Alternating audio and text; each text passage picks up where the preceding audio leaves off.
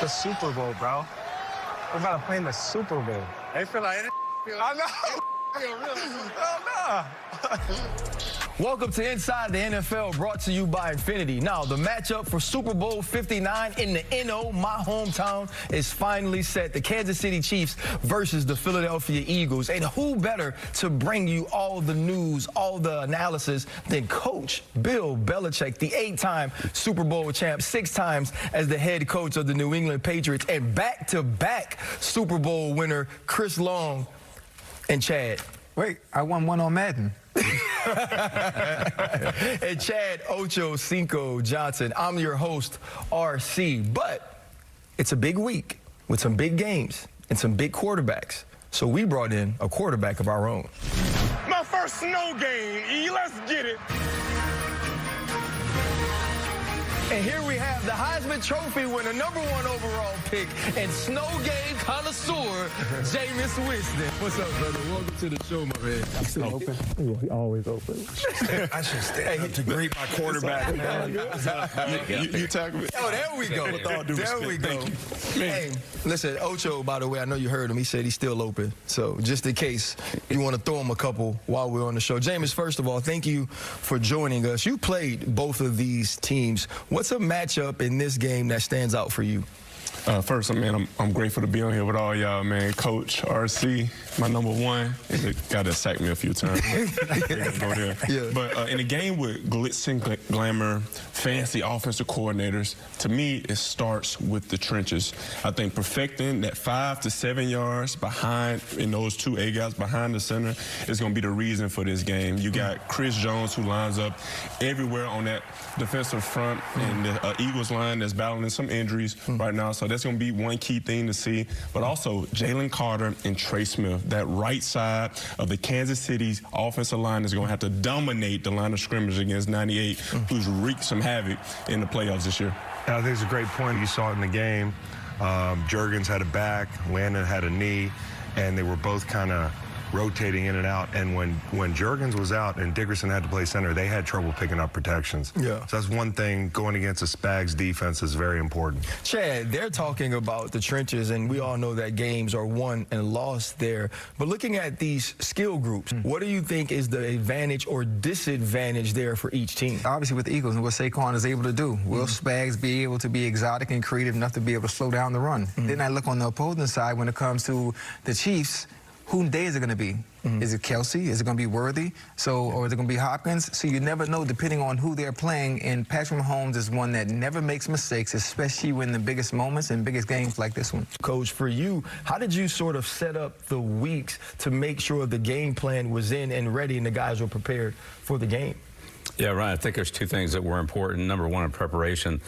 I looked at it as kind of 80-20. 80% of the work was, installation work was done the first week before we left, and then 20% was done once we got to the site to keep things new, keep things fresh, add a couple wrinkles, but to kind of review the rest of it. The other thing about getting to the Super Bowl site itself is just, to me, the most important thing for the players, coaches, staff, everybody, is just to learn the meaning of the word no. Everybody wants something. Everybody wants you to do something, go somewhere. No, just let's concentrate on the game. Don't worry about whether your uncle has a king or a queen-size bed in his room. Just win the game and then worry about it afterwards. That's all we're going to remember is who wins this game. And so all the rest of it is put it off till the off season if you can. I remember watching film on a Friday night in the hotel. Somebody comes in and says, "Hey, we got to go to the owner's party." Right. Hey, what are we doing?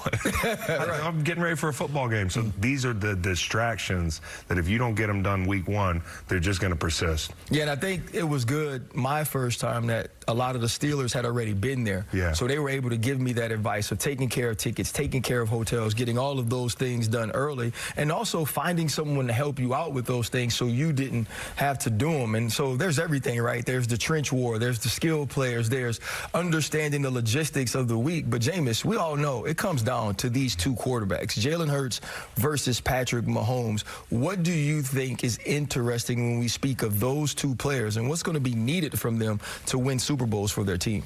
Man, stay with me here because I believe training camp is turning into training day. We know Patrick Mahomes is the king on the block, and Jalen is trying to take that throne. But to whom much is given, much required. Jaylen has done some amazing things, and the most important thing that he's done is won football games. Yeah. But will Jaylen be able to win this football game when it matters the most? This is his second time facing against this specific quarterback. So we know what Patrick has done year in and year out, and we've seen great work from Jaylen. But on that day, who will be the best? And listen, we have a ton more on this game, but coming up, we've got the best sights and sound from the ASN shock like she hasn't seen it before from Patrick Mahomes, Travis Kelce, and the Kansas City Chiefs. But once again, the Kansas City Chiefs are in the Super Bowl, Coach, looking for the three-peat. But let's focus on these teams that lose. When you're the Buffalo Bills, the Detroit Lions, all of these teams that had sort of these Super Bowl expectations, what are they thinking right now as they sit at home to try to figure out what happened? I think they have a sick feeling. They really do. I've been there before, and it's not just January. It's February, March, April, May, June. Those games just, they stick with you. You never forget them. And it's a long off season, but you've got to bounce back, and you got to be ready to go. But they just, you just say, I can't let that happen again. We can't lose that way. You got to find a way to eliminate those kind of mistakes in these critical games. Absolutely. Chad, when you see Patrick Mahomes sitting at the top of the hill, what are you thinking about those other guys? I mean, the other guys are going to have to wait. The teams are going to improve. They're going to improve year in and year out. But it's one thing. Think about the 90s Bulls, Lakers, Celtics. Think about the New York Yankees when they had their run. You know, you think about Coach Belichick when he had his run with Tom. Like, at what point will Lamar, Joe Burrow, or anyone else have their Ben Roethlisberger moment, you know, or their Joe Flacco moment? Because you're going to always have to knock down the big dog. Mahomes is only 29. He's only 29, so he's going to play for what, maybe another decade? Yeah, Andy right. Reid will still be there. So even though other teams are improving, well, so are the Chiefs as well. So it's going to be a very, very long time, and everyone has to have their moment. If you're the Buffalo Bills, you sort of overachieved this year. What do you think are some of the next steps for them? It's about the team. It's not just about the quarterback. Patrick Mahomes has done everything to earn the right to be this generation's Tom Brady. Yeah. Okay? And Josh fell short. But you got to ask the question, how many points would the Buffalo Bills have scored on that secondary? Right.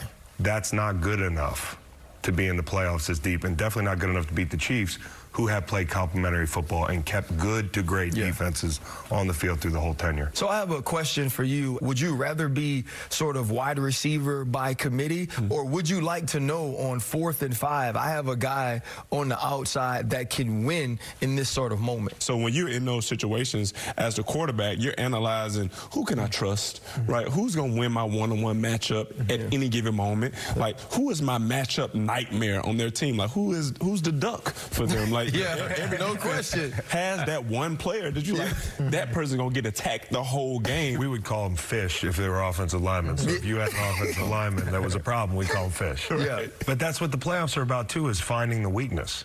But winning a Super Bowl is about, the little I know from being on two very good teams, is not making the big mistakes. It's not allowing your weakness to get exposed. I think the Chiefs